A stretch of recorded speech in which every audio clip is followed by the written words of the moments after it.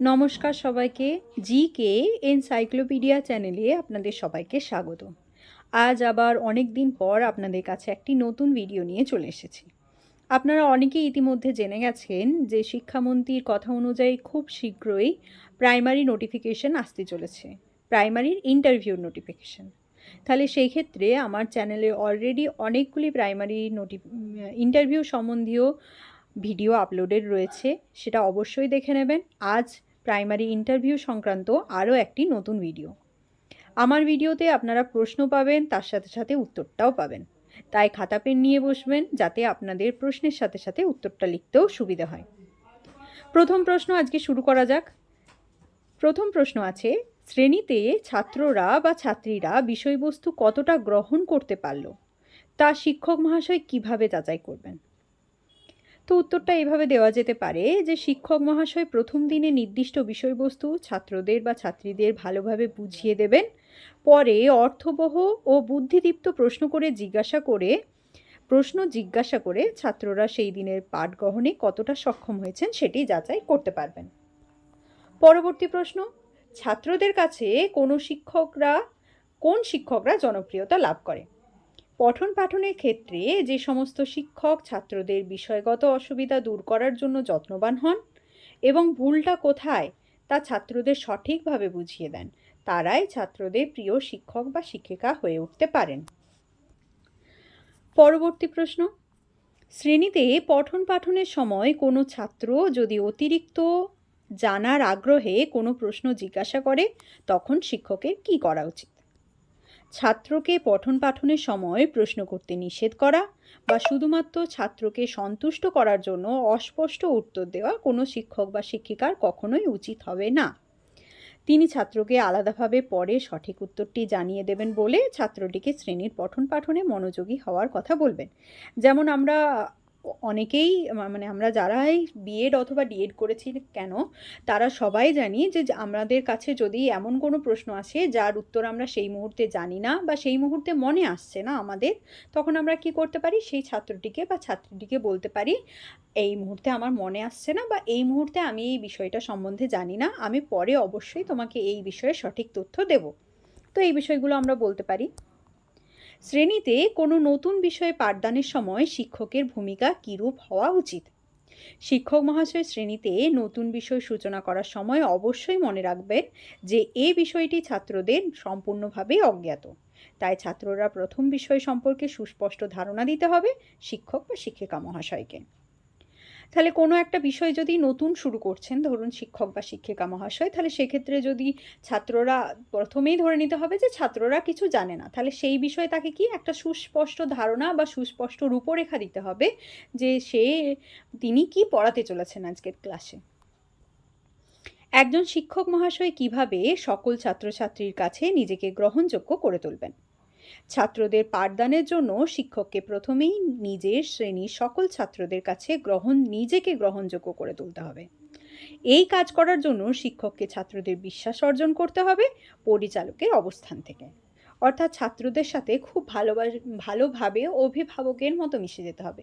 ঠিক যেমনটা বিশ্বাস একটি ছাত্র বা ছাত্রী তার মা বা বাবা অভিভাবকদের প্রতি রাখে, সেই বিশ্বাসটাই শিক্ষক মহাশয়ের প্রতিও রাখবে। এইভাবে সে নিজেকে গ্রহণযোগ্য করে তুলবে। কোনো শিক্ষক যদি শ্রেণীকক্ষে নিয়ম শৃঙ্খলা রক্ষায় ব্যর্থ হন, তার পিছনে প্রকৃত কারণ কী কী? তো শ্রেণীকক্ষে যদি নিয়ম শৃঙ্খলা রক্ষার কাজে শিক্ষক মহাশয়কে অবশ্যই গঠনমূলক ভূমিকা গ্রহণ করতে হবে। গঠনমূলক পরিকল্পনা গ্রহণ করতে না পারেন, তবে সার্বিক নিয়ম শৃঙ্খলা রক্ষা করতে তিনি অক্ষম হবেন। প্রকৃত শিক্ষাদান কিভাবে হওয়া উচিত বলে আপনি মনে করেন? এই প্রশ্নটা কিন্তু আপনাকে করতেই পারে একটা ইন্টারভিউ বোর্ডে, যে প্রকৃত শিক্ষাদান কিভাবে হওয়া উচিত বলে আপনি এখন মনে করছেন। ছাত্রদের আচরণ ও বিভিন্ন ধরনের মানসিক প্রক্রিয়া, বিভিন্ন ধরনের বিকাশের প্রক্রিয়া সম্পর্কে তথ্য গ্রহণ করে তার পরিপুষ্টির জন্য উপযুক্ত ব্যবস্থা গ্রহণ।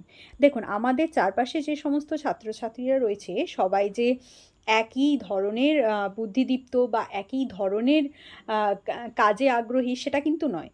বিভিন্ন ছাত্র বা ছাত্রী বিভিন্ন ধরনের বিষয়ে আগ্রহী হতে পারে, বিভিন্ন বয়সের ছাত্রছাত্রী বিভিন্ন ধরনের বুদ্ধিদীপ্ত হতে পারে, তাহলে আমরা তাদের বিষয়টা জেনে চেষ্টা করব সর্বসম্মতভাবে একটা বিজ্ঞানসম্মত উপায়ে সেই চাহিদাটাকে নিবারণ করার বা সেই জানার চাহিদাটাকে পরিপূর্ণ করার।